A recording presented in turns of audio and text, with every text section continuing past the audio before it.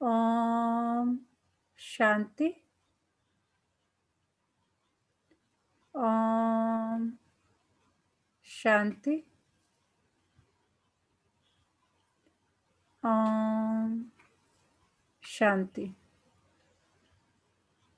बिल्कुल रिलैक्स होकर बैठें। सारा ध्यान भ्रिकुटी के मध्य में। ये मुझ आत्मा का निवास स्थान है।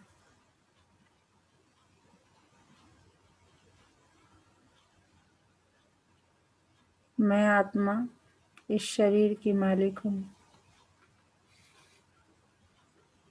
मैं आत्मा इन कर्मेंद्रियों द्वारा पाठ बजा रही हूँ।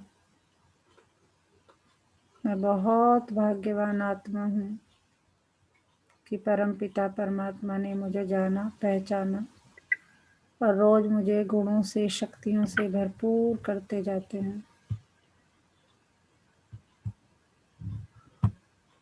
शुक्रिया मेरे बाबा, शुक्रिया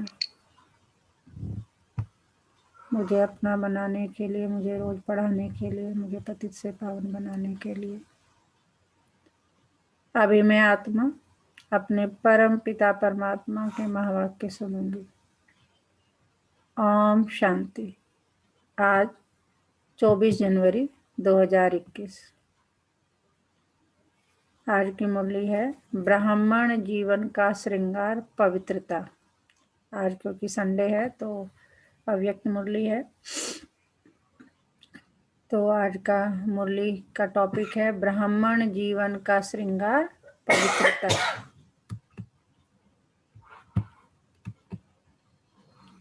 आज बाप दादा अपने विश्व के चारों ओर के विशेष होवनहार पूज्य बच्चों को देख रहे हैं। कितनी महिमा कह रहे हैं हमारे बाबा। देखो, विश्व के होवनहार पूज्य बच्चों को आज बाबा देख रहे हैं। सारे विश्व में से कितने थोड़े अमूल्य रत्न पूजनीय बने हैं। पूजनीय आत्माएं ही विश्व के लिए विशेष जहान के नूर बन जाते हैं। जैसे इस शरीर में नूर नहीं तो जहान नहीं, ऐसे विश्व के अंदर पूजनीय जहान के नूर आप श्रेष्ठ आत्माएं नहीं तो विश्व का भी महत्व नहीं। स्वर्ण युग व आदि युग व सतो प्रधान युग, नया संसार, ये सब जो है, चाहे उसे स्वर्ण युग कहें, आदि युग कहें, सतो प्रधान युग कहें, नया संसार कहें, आप विशेष आत्माओं से आरंभ होता है। नए विश्व के आधार मूर्त पूजनीय आत्माएं आप हो। बाबा देखो कितना नशा चढ़ा रहे हैं आज, कितनी महिमा कर रहे हैं, हमें कितना मोटिवेट कर रहे हैं कि नए विश्व के आधार मूर्त पूजनीय आत्माएं आप हो। तो आप आत्माओं का कितना महत्व है। आप पूजनीय आत्माएं संसार के लिए नई रोशनी हो। आपकी चढ़ती कला विश्व को श्रेष्ठ कला में लाने के निमित्त बनती है। आप गिरती कला में आते हो तो संसार की भी गिरती कला होती है। आप परिवर्तन होते हो तो विश्व भी परिवर्तन होता है। इतने महान और महत्व वाली आत्माएं हो। बाबा कह रहे हैं देखो कितनी महान आत्माएं हो तुम, कितना तुम्हारी इम्पोर्टेंस है कि तुम्हारे होने से, मतलब तुम जैसा करते हो वैसा, जैसे तुम्हारी एक्ट होती है वैसा जो है संसार में भी रिएक्शंस होती हैं। कि आप गिरती कला में आते हो तो संसार की भी गिरती कला होती है। आप परिवर्तन होते हो तो विश्व भी परिवर्तन होता है। इतने महान और महत्व वाली आत्माएं हो। आज बाप दादा सर्व बच्चों को देख रहे थे। ब्राह्मण बनना अर्थात पूज्य बनना, क्योंकि ब्राह्मण सो देवता बनते हैं और देवताएं अर्थात पूजनीय। सभी देवताएं पूजनीय तो हैं, फिर भी नंबरवार जरूर हैं। किन देवताओं की पूजा विधि पूर्वक और नियमित रूप से होती है और किन्हों की पूजा विधि पूर्वक नियमित रूप से नहीं होती। किन्हों के हर कर्म की पूजा होती है और किन्हों के हर कर्म की पूजा नहीं होती। कोई का विधि पूर्वक हर रोज श्रृंगार होता है और कोई का श्रृंगार रोज नहीं होता है। ऊपर ऊपर से थोड़ा थोड़ा सजा लेते हैं लेकिन विधि पूर्वक नहीं।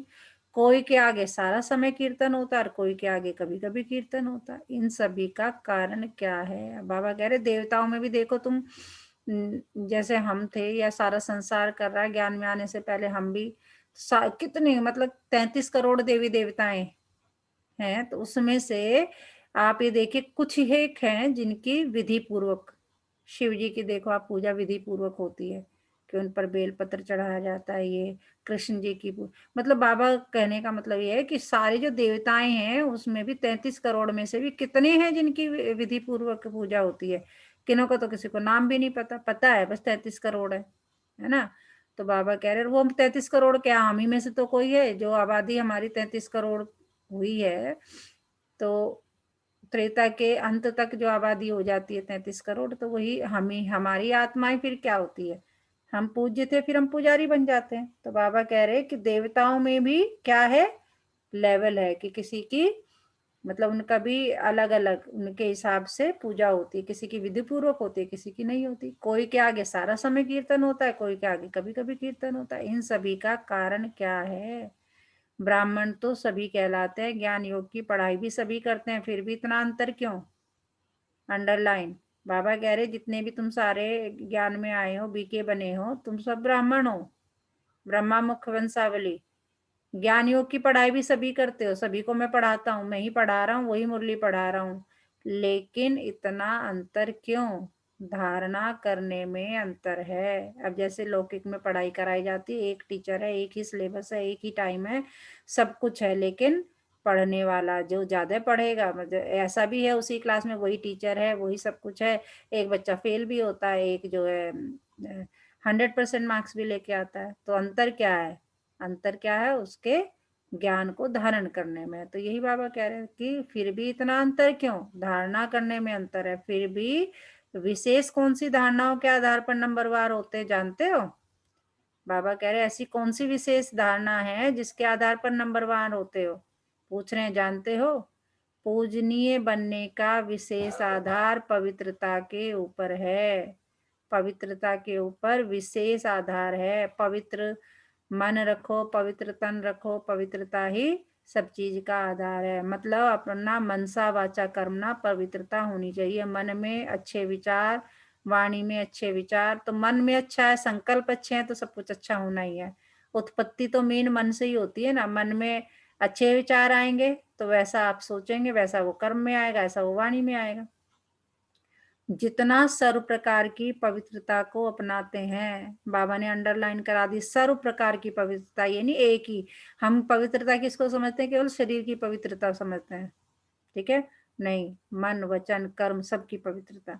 जितना सर्व प्रकार की पवित्रता को अपनाते हैं उतना ही सर्व प्रकार के पूजनीय बनते हैं, और जो निरंतर विधि पूर्वक आदि अनादि विशेष गुण के रूप से पवित्रता को सहज अपनाते हैं वही विधि पूर्वक पूज्य बनते हैं। बता दिया बाबा ने। सर्व प्रकार की पवित्रता क्या है, अब बाबा ये भी देखो समझाएंगे, एक एक पॉइंट को इतने अच्छे से समझाता है ना बाबा हमारा, फिर भी हम ना समझे तो हमसे ज्यादा बेवकूफ कोई नहीं हो सकता। जो आत्माएं सहज स्वतः हर संकल्प में, बोल में, कर्म में, सर्व अर्थात ज्ञानी और अज्ञानी आत्माएं सर्व के संपर्क में सदा पवित्र वृत्ति, दृष्टि, वाइब्रेशन से यथार्थ संपर्क संबंध निभाते हैं, इसको ही सर्व प्रकार की पवित्रता कहते हैं। तो बाबा ने बताया कि सर्व प्रकार की पवित्रता क्या है, जो आत्माएं सहज स्वतः हर संकल्प में, बोल में, कर्म में, सर्व अर्थात ज्ञानी और अज्ञानी आत्माएं सर्व के संपर्क में सदा पवित्र वृत्ति, दृष्टि, वाइब्रेशन से यथार्थ संपर्क संबंध निभाते हैं, इसको ही सर्व प्रकार की पवित्रता कहते हैं। 2 बार पढ़ने का मतलब वही है कि इसको अच्छे से, इसका तो रट्टा लगाना है, रट्टा लगाना मन से, ऐसे नहीं कि जबान से।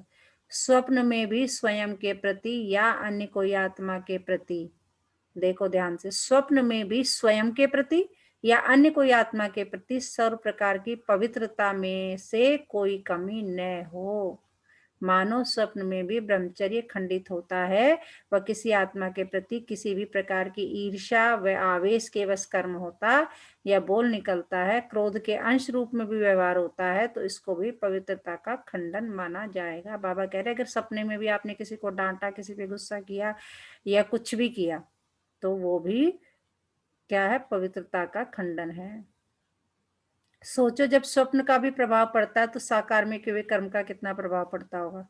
बाबा कह रहे हैं देखो सोचने वाली बात है कि अगर स्वप्न का भी इतना प्रभाव पड़ता है तो साकार में सचमुच में किए हुए कर्म का कितना प्रभाव पड़ता होगा। इसलिए खंडित मूर्ति कभी पूजनीय नहीं होती। घर में भी देखो ना, जब हम ज्ञान मार्ग में थे, वो भक्ति मार्ग में थे, तो क्या कहते थे, अगर कोई मूर्ति कहीं उस पे खंडन हो जाता था, टूट जाती थी, तो उसको अलग रख देते कि नहीं। तो कभी इसीलिए कहते हैं खंडित मूर्ति कभी पूजनीय नहीं होती। खंडित मूर्तियां मंदिरों में नहीं रहती, आजकल के म्यूजियम में रहती हैं, वहां भक्त नहीं आते। सिर्फ यही गायन होता है कि बहुत पुरानी मूर्तियां हैं, बस उन्होंने स्थूल अंगों के खंडित को खंडित कह दिया है। वहां बाबा कह रहे हैं कि वहां जो खंडन की परिभाषा दी है वो क्या है? स्थूल अंगों को। मान लीजिए किसी मूर्ति का हाथ टूट गया, पैर टूट गया, तो स्थूल अंग ही हुआ ना। उसके खंडन को ही, खंडित होने को ही क्या कह दिया? खंडन कह दिया है। लेकिन वास्तव में किसी भी प्रकार की पवित्रता में खंडन होता है तो वह पूज्य पद से खंडित हो जाते हैं। ऐसे चारों प्रकार की पवित्रता विधि पूर्वक है तो पूजा भी विधि पूर्वक होती है। मनसा वाचा करना, सब तरह की इस पवित्रता बाबा स्वप्न की भी बात कर रहे हैं। मरण वाणी कर्म, कर्म में संबंध संपर्क आ जाता है। कर्म भी बाबा ने डिटेल में समझा दिया है। मन वाणी कर्म और कर्म में संबंध संपर्क आ जाता है।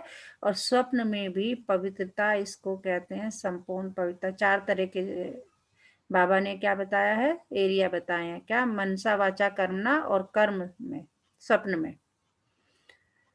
तो बाबा कह रहे हैं इन सब में से भी पवित्रता, इसको कहते हैं संपूर्ण पर। कई बच्चे अलबेलेपन में आने के कारण चाहे बड़ों को चाहे छोटों को इस बात में चलाने की कोशिश करते हैं कि मेरा भाव बहुत अच्छा है लेकिन बोल निकल गया, वह मेरी एम या ना मेरा लक्ष्य ऐसा नहीं था लेकिन हो गया, या कहते हैं हंसी मजाक में कह दिया अथवा कर दिया, यह भी चलाना है। इसलिए पूजा भी चलाने जैसी होती है। देख लो कितनी गुह्य बात है, कितनी सूक्ष्म बात है। बाबा कह रहे कि अलबेलेपन मतलब अपने आपने अनविलिंगली भी अगर कुछ कह दिया, कहते ना हमने मजाक में बोल दिया, मैंने तो ऐसे ही, है ना।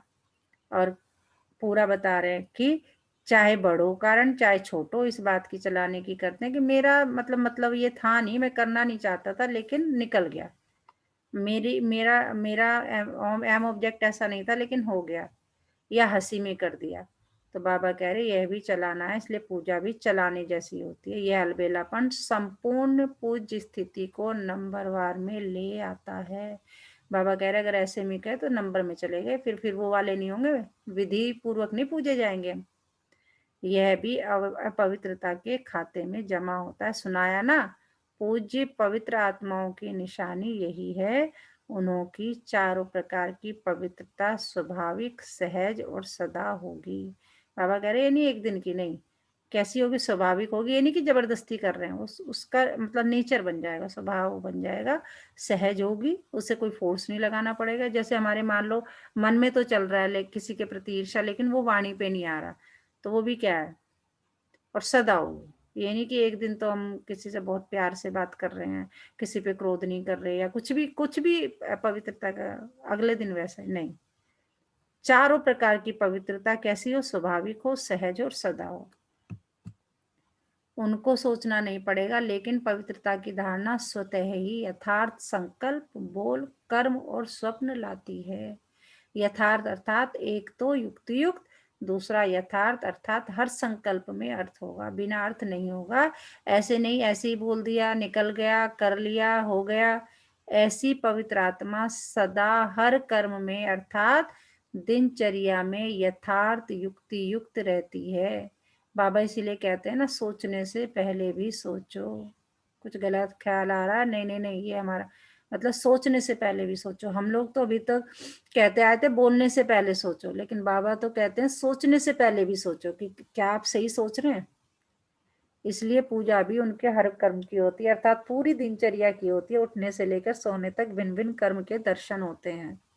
अगर ब्राह्मण जीवन की बनी हुई दिनचर्या प्रमाण कोई भी कर्म यथार्थ व निरंतर नहीं करते तो उसके अंतर के कारण पूजा में भी अंतर पड़ेगा। मानो कोई अमृत वेले उठने के दिनचर्या में विधि पूर्वक नहीं चलते तो पूजा में भी उनकी पुजारी भी उस विधि में नीचे ऊपर करते, अर्थात पुजारी भी समय पर उठकर पूजा नहीं करेगा जब आया तब कर लेगा, अथवा अमृत वेले जागृत स्थिति में अनुभव नहीं करते। मजबूरी से वे कभी सुस्ती कभी चुस्ती के रूप में बैठते तो पुजारी भी मजबूरी से या सुस्ती से पूजा करेंगे, विधि पूर्वक पूजा नहीं करेंगे। ऐसे हर दिनचर्या के कर्म का प्रभाव पूजनीय बनने में पड़ता है। विधि पूर्वक न चलना, कोई भी दिनचर्या में ऊपर नीचे होना, यह भी अपवित्रता के अंश में गिनती होता है। विधि पूर्वक न चलना, अंडरलाइन, कोई भी दिनचर्या में ऊपर नीचे होना, यह भी अपवित्रता के अंश में गिनती होता है, क्योंकि आलस्य और अलबेलापन भी विकार है। जो यथार्थ कर्म नहीं है वह विकार है, तो अपवित्रता का अंश तो हो गया ना। इस कारण पूज्य पद में नंबरवार हो जाते तो फाउंडेशन क्या रहा? पवित्रता। पूछ रहे हैं बाबा, तो अब फाउंडेशन क्या समझ में आया, क्या है? पवित्रता। पवित्रता की धारणा बहुत महीन है। पवित्रता के आधार पर ही कर्म की विधि और गति का आधार है। पवित्रता सिर्फ मोटी बात नहीं है। ब्रह्मचारी रहे या निर्मोही हो गए, सिर्फ इसको ही पवित्रता नहीं कहेंगे। पवित्रता ब्राह्मण जीवन का श्रृंगार है, तो हर समय पवित्रता के श्रृंगार की अनुभूति चेहरे से, चलन से औरों को हो। अपने आप ही नहीं बनना, मुंह में मिट्ठू नहीं बनना कि नहीं मैं तो मतलब पवित्र हूं या हो, नहीं कह रहे, और तुम्हें पहचाने और कहें कि भाई हाँ।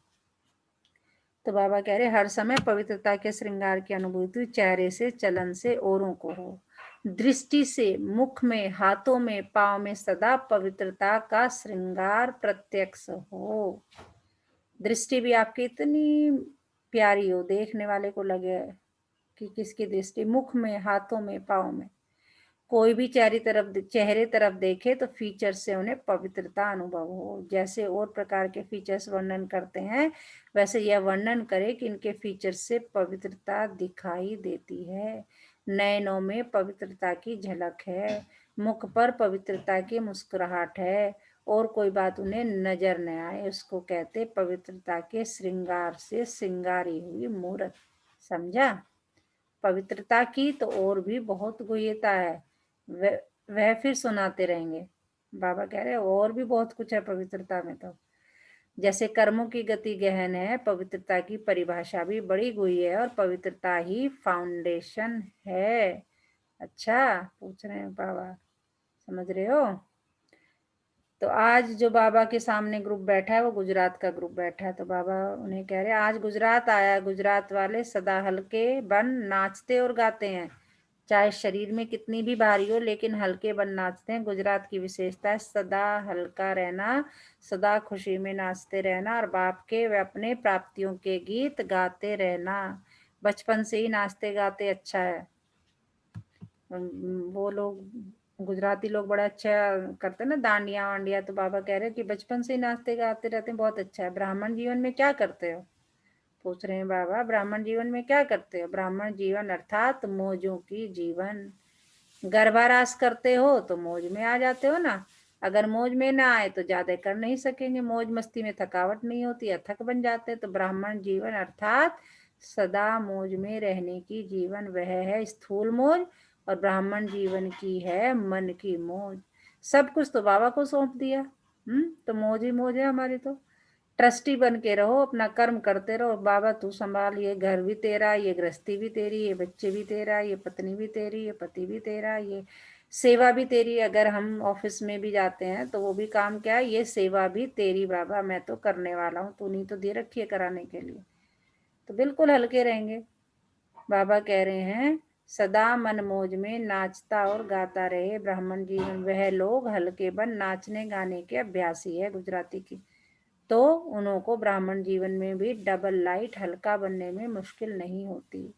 तो गुजरात के लोगों की बाबा बात कर रहे हैं कि वो तो वैसे ही नाचने गाने में जो है उसके अभ्यासी हैं, तो ब्राह्मण जीवन में तो डबल लाइट यानी हल्का बनने में मुश्किल नहीं होती। तो गुजरात अर्थात सदा हल्के रहने के अभ्यासी कहो, वरदानी कहो, तो सारे गुजरात को वरदान मिल गया डबल लाइट। मुरली द्वारा भी वरदान मिलते हैं ना, सुनाया ना आपकी इस दुनिया में यथाशक्ति यथा समय होता है, यथा और तथा। और वतन में तो यथा तथा की भाषा ही नहीं है। यहाँ दिन भी तो रात भी देखना पड़ता है, वहां न दिन न रात, न सूर्य उदय होता है न चंद्रमा, दोनों से परे हैं। आना तो वहां है ना, बाबा कह रहे चलना तो पड़ेगा अपने घर। बच्चों ने रूरियान में कहा ना कि कब तक। बाबा पूछ रहे हैं, बाबा कब तक हम यहाँ। बाप दादा कहते हैं कि आप सभी कहो कि हम तैयार हैं तो अभी कर लेंगे। सतयुग के बारे में बाबा पूछते रहते, बाबा से पूछते रहते हैं, बाबा कब आ रहा है सतयुग। तो बाबा कह रहे हैं तुम सभी कहो मिलके कि हम तैयार हैं तो अभी कर लेंगे। जैसे लौकिक में टीचर बच्चों से पूछते हैं ना, तैयारी हो गई, तैयारी हो गई। तो बाबा कई बार कहते हैं टीचर पढ़ाते समय, है ना, तो कहते हैं कि ठीक है तुम तैयार हो तो अभी टेस्ट ले लेते हैं तुम्हारा, अगर बच्चे इतने उससे कह रहे हैं। तो बाबा कहते हैं कि आप सभी कहो कि हम तैयार हैं तो अभी कर लेंगे। फिर कब का तो सवाल ही नहीं है। कब तक, कब तक, कब तब तक है जब तक सारी माला तैयार नहीं हुई है। क्या कह रहे हैं बाबा? कब का क्वेश्चन मार्क कब तक है? तब तक है जब तक सारी माला तैयार नहीं हुई। अभी नाम निकालने बैठते हो तो 108 में भी सोचते हो कि यह नाम डालें व नहीं। बाबा देखो क्या कह रहे हैं, यानी 108 की माला भी अभी पक्की तैयार नहीं है। अभी 108 की माला में भी सभी वही 108 नाम बोले, नहीं फर्क हो जाएगा। मतलब 108 की माला कब निकलेंगी कि अगर हम कहें कि अच्छा नंबर 1 पे ये, नंबर 2 पे ये, तो सारे की मतलब सबकी वोटिंग उसी नाम पे जानी चाहिए, तो समझो कि भाई तुम्हारी 108 की माला तैयार हो गई। ये नहीं कि मैंने कहा कि दूसरे नंबर पे ए आएगा, दूसरे ने कहा नहीं बी आएगा, नहीं। बाप दादा तो अभी घड़ी ताली बजाए और ठकाठक शुरू हो जाएगी। बाबा कह रहे मेरे तो मैं तो कर दूं। एक तरफ प्रकृति, एक तरफ व्यक्तियां, क्या देरी लगती। लेकिन बाप का सभी बच्चों में स्नेह है। हाथ पकड़ेंगे तब तो साथ चलेंगे। हाथ में हाथ मिलाना अर्थात समान बनना। आप कहेंगे सभी समान अथवा सभी तो नंबर 1 बनेंगे नहीं, लेकिन नंबर 1 के पीछे नंबर 2 होगा। अच्छा बाप समान नहीं बने लेकिन नंबरवार दाना तो होगा, वह समान होगा। तीसरा 2 के समान बने, चौथा 3 के समान बने, ऐसे तो समान बने। तो 1-2 के समीप होते होते माला तैयार हो, ऐसी स्टेज तक पहुंचना अर्थात समान बनना। 108 दाना 107 से तो मिलेगा ना बाबा। ठीक है 108वां दाना जो है 100वें से नहीं मिलेगा, लेकिन 107वें से तो मिलेगा। उन जैसी विशेषता भी आ जाए तो भी माला तैयार हो जाए। बाबा कह रहे 108वें दाने में अगर 107वें दाने की विशेषता भी आ जाए तो तैयार हो जाए माला। नंबरवार तो होना ही है, समझा। बाप तो कहते अभी कोई है गारंटी करने वाला कि हाँ सब तैयार है। पूछ रहे हैं बाबा कौन लेगा गारंटी कि हाँ बाबा चलो हम सब तैयार हैं। बाप दादा को तो सेकंड लगता, दृश्य दिखाते थे ना, ताली बजाई और परियां आ गई। अच्छा, चारों ओर के परम पूज्य श्रेष्ठ आत्माओं को, अब ये देखो कितना बाबा हमारी महिमा कर रहे हैं।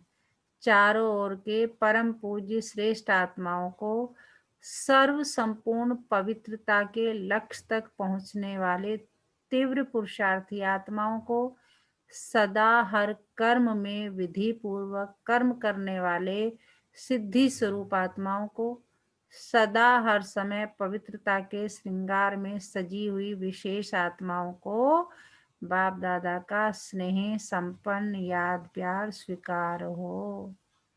तो सबने स्वीकार किया तो हम रूहानी बच्चों का भी रूहानी माता पिता बाप दादा को स्नेह संपन्न याद प्यार स्वीकार हो। नमस्ते बाबा, नमस्ते, शुक्रिया बाबा, शुक्रिया हमें अपना बनाने के लिए, हमें रोज पढ़ाने के लिए, हमें पतित से पावन बनाने के लिए। हाँ जी, क्या सुनाया अभी तक बाबा ने? ओम शांति। ओम शांति। बाबा ने आज हमें पवित्रता के श्रृंगार के बारे में बताया है। आत्मा की पवित्रता कैसी होनी चाहिए। जी मन से, वचन से, कर्म से हमें पवित्र होना है। पवित्र होने का मतलब उन्होंने यही बताया है कि आप जो हो ज्ञान में होते हुए भी जरूरी नहीं है कि आप ब्राह्मण बने हो, क्योंकि यहाँ पे नंबरवार बनने की बात करते हैं बाबा। और कहने लगे कि बाबा ने बताया कि आपको सपने में भी नहीं सोचना है, किसी को बुरा नहीं कहना है, और मुरली अमृत वेले मुरली सुनने में भी उन्होंने बताया है कि आलस भी जो है वो एक अपवित्रता को दर्शाता है। जी, कि अगर आपने आपने लगन के साथ बाबा ने यहाँ पे जोर दिया है लगन के साथ बाबा को याद करना और सबको साथ लेके चलने की बात करी है। उन्होंने बहुत अच्छा उदाहरण दिया है कि माला बनती कैसे है कि जब सभी समान होते हैं, जी, एक एक दूसरे का हाथ पकड़ता है तो माला बनती जाती है। तो जी, वो हमें बता रहे हैं कि हमें बाबा के बच्चे तैयार करने हैं जी, जिससे कि माला बन सके। और वो कहते हैं कि जब तुम लोग तैयार हो जाओगे तभी सतयुग आएगा। जी। बाबा तो पूछ रहे हैं कोई ले रहा है कोई तैयार गारंटी लेने के लिए कि हाँ हम सब तैयार हैं। बाबा ने ये भी पूछा है। बिल्कुल सही है आपने बताया। अब पार्टियों से मुलाकात बाबा कर रहे हैं। विश्व में सबसे ज्यादा श्रेष्ठ भाग्यवान अपने आप को समझते हो? पूछ रहे हैं बाबा। सारा विश्व जिस श्रेष्ठ भाग के लिए पुकार रहा है कि हमारा भाग्य खुल जाए, आपका भाग्य तो खुल गया। इससे बड़ी खुशी की बात और क्या होगी? भाग्य विधाता ही हमारा बाप है, ऐसा नशा है ना। जिसका नाम ही भाग्य विधाता है उसका भाग्य क्या होगा? इससे बड़ा भाग्य कोई हो सकता है? पूछ रहे हैं बाबा। इससे बड़ा भाग्य कोई हो सकता है कि तुम्हें खुद भगवान आके पढ़ा रहे हैं, वो तुम्हें मिल गया जिससे सारी दुनिया खोज रही है, मिला ही नहीं लेकिन तुम्हें मिल गया।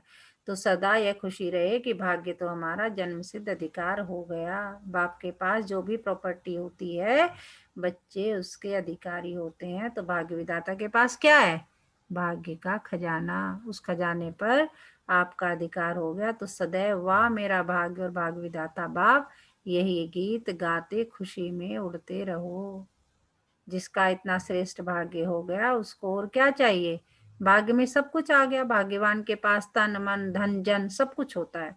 श्रेष्ठ भाग्य अर्थात अप्राप्त कोई वस्तु नहीं। कोई अप्राप्ति है? मकान अच्छा चाहिए, कार अच्छी चाहिए? नहीं। जिसको मन की खुशी मिल गई उसे सर्व प्राप्ति है। बाबा कह रहे प्राप्ति का मतलब ये नहीं होता भौतिक चीजें। इसमें बाबा ने उदाहरण भी दे दिया। तो जिसको मन की खुशी मिल गई उसे सर्व प्राप्ति हो गई। जो संतुष्ट हो गया। मन की खुशी किसे मिलती है? जो संतुष्ट है। कार तो क्या, लेकिन कारून का खजाना मिल गया। अब बाबा कितना बढ़िया एग्जाम्पल दे रहे हैं। कार तो क्या, कारून का खजाना मिल गया। कोई अप्राप्त वस्तु है ही नहीं। ऐसे भाग्यवान हो। विनाशी इच्छा क्या करेंगे? जो आज है कल है ही नहीं, उसकी इच्छा क्या रखेंगे? इसलिए सदा अविनाशी खजाने की खुशियों में रहो जो अभी भी है और साथ में भी चलेगा। ये मकान कार पैसा साथ नहीं चलेंगे, लेकिन ये अविनाशी खजाना अनेक जन्म साथ रहेगा। कोई छीन नहीं सकता, कोई लूट नहीं सकता। स्वयं भी अमर बन गए और खजाने भी अविनाशी मिल गए। जन्म जन्म यह श्रेष्ठ प्रारब्ध साथ रहेगी। कितना बड़ा भाग्य है जहाँ कोई इच्छा नहीं, इच्छा मात्रम अविद्या है। ऐसा श्रेष्ठ भाग्य विधाता बाप द्वारा प्राप्त हो गया। ऐसा श्रेष्ठ भाग्य बाबा क्या कह रहे हैं? भाग्य विधाता बाप द्वारा प्राप्त हो गया तुम्हें। तुम्हें तो अविनाशी खजाना मिल गया जिसका कभी नाश ही नहीं होता। तुम ये क्या छोटी छोटी चीजों के पीछे लगे हुए, कार गाड़ी बंगला सब। अपने को बाप के समीप रहने वाली श्रेष्ठ आत्माएं अनुभव करते हो? बाप के बन गए ये खुशी सदा रहती है? पूछ रहे हैं सारे क्वेश्चंस हैं बाबा के हमसे। दुख की दुनिया से निकल सुख के सागर में आ गए। दुनिया दुख में चिल्ला रही है और आप सुख के सागर में सुख के झूले में झूल रहे हो। कितना अंतर है। बाबा कह रहे देख लो तुम लोग कितने संतुष्ट हो। ज्ञान में आने के बाद तो हमारे जितने चक्षु हैं वो सारे खुला खोल दिए बाबा ने, और हमें बिल्कुल अंतर फर्क अंदर से मन से संतुष्ट हो गए हैं। हर किसी का भला चाहते हैं, हर किसी का भला करते हैं, हर भी किसी का भला सोचते हैं। शुभ भावना शुभ कामना हमारा मतलब अपने प्रति भी और दूसरे। कई बार हम आने से पहले ज्ञान में आने से पहले हम अपने को ही कितनी गालियां देते थे। गालियां इन द सेंस कि भाई बाप मतलब पूजा में भी करते थे तो भगवान के सामने क्या बोलते थे? मैं नीच हूँ, मैं कपटी हूँ, मैं ये हूँ, मैं वो हूँ। बाबा कहते नहीं, कुछ नहीं हो, तुम मेरे बच्चे हो। कितना नशा चढ़ाते हैं बाबा। तुम मेरे बच्चे हो। किसके? सर्वशक्तिमान के। तुम तुम्हारा तुम्हारे तुम हर प्रॉपर्टी के हर चीज के मालिक हो।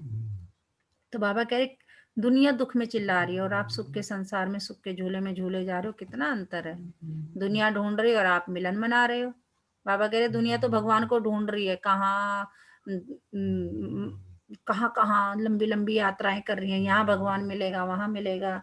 चार धाम की यात्रा करो, इसकी यात्रा करो, इसके दुनिया ढूंढ रहे हो और आप मिलन मना रहे हो, तो सदा अपनी सर्व प्राप्तियों को देख हर्षित रहो। बाबा कह रहे तुम तो खुशी में नाचो कि भगवान तुम्हारा है, तुमने तो भगवान को पॉकेट में रख लिया।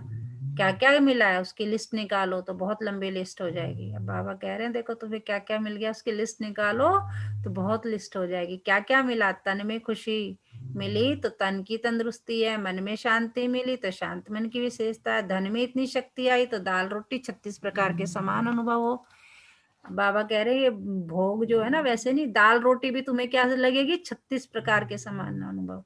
ईश्वरीय याद में दाल रोटी भी कितनी श्रेष्ठ लगती है, दुनिया के 36 प्रकार हो और आपकी दाल रोटी हो तो श्रेष्ठ क्या लगेगा। दाल रोटी अच्छी है ना, क्योंकि प्रसाद है ना, जब भोजन बनाते हो तो याद में बनाते हो, याद में खाते हो तो प्रसाद हो गया। प्रसाद का महत्व होता है, आप सभी रोज प्रसाद खाते हो, तो मेरी याद में बनाते हो, भगवान की याद में, तो तुम तो रोज ही प्रसाद खा रहे हो। प्रसाद में कितनी शक्ति होती है, तो तन मन धन सभी में शक्ति आ गई, इसलिए कहते हैं अप्राप्त नहीं कोई वस्तु ब्राह्मणों के खजाने में, तो सदा इन प्राप्तियों को सामने रख खुश रहो, हर्षित रहो। अच्छा, समझ में आ गई ये सारी बात। वरदान है आज का, कर्म द्वारा गुणों का दान करने वाले डबल लाइट फरिश्ता भव। जो बच्चे कर्मणा द्वारा गुणों का दान करते हैं, उनकी चलन और चेहरा दोनों ही फरिश्ते की तरह दिखाई देते हैं। आप किसी का ना निस्वार्थ हेल्प कीजिए और उसे फायदा हो जाए। कुछ तो खैर आज के जमाने में बेवकूफ भी समझते हैं निस्वार्थ करो आप, लेकिन नहीं, अगर सचमुच किसी को जरूरत, जबरदस्ती जाके नहीं, किसी को सचमुच जरूरत है और आप उसके निस्वार्थ करें, तो वो क्या है, गुणों का दान करना हो गया ना, तो उसकी चलन और चेहरा दोनों ही फरिश्ते की तरह दिखाई देते हैं। वे डबल लाइट अर्थात प्रकाश में और हल्केपन की अनुभूति करते हैं। उन्हें कोई भी बोझ महसूस नहीं होता है, हर कर्म में मदद की महसूसता होती है, जैसे कोई शक्ति चला रही है। हर कर्म द्वारा महादानी बनने के कारण उन्हें सर्व की आशीर्वाद व सर्व के वरदानों की प्राप्ति का अनुभव होता है। जैसे दादी जानकी कहती थी, मैं तो सबकी दुआओं से चल रही हूँ। ये शरीर जो है, ये जो आत्मा है, ये जो मतलब दवाइयां तो अपना काम करती है, साइंस है, लेकिन उससे भी ज्यादा 50% में लोगों की दुआओं से चलती है। स्लोगन क्या है आज का, सेवा में सफलता के सितारा बनो, कमजोर नहीं। सेवा में सफलता का सितारा बनो, कमजोर नहीं।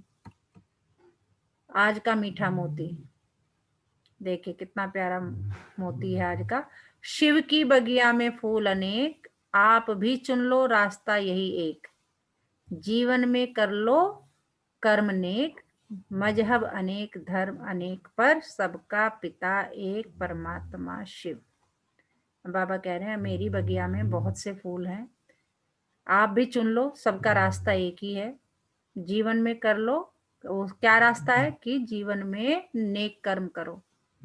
मजहब अनेक है, धर्म अनेक है, पर सबका पिता एक ही है, परम पिता शिव कल्याणकारी। तो आज पूरा दिन किस सम्मान में रहना है, मैं संपूर्ण पवित्र आत्मा हूँ, मैं संपूर्ण पवित्र आत्मा हूँ, क्योंकि पवित्र जो है, पवित्र का क्या होगा,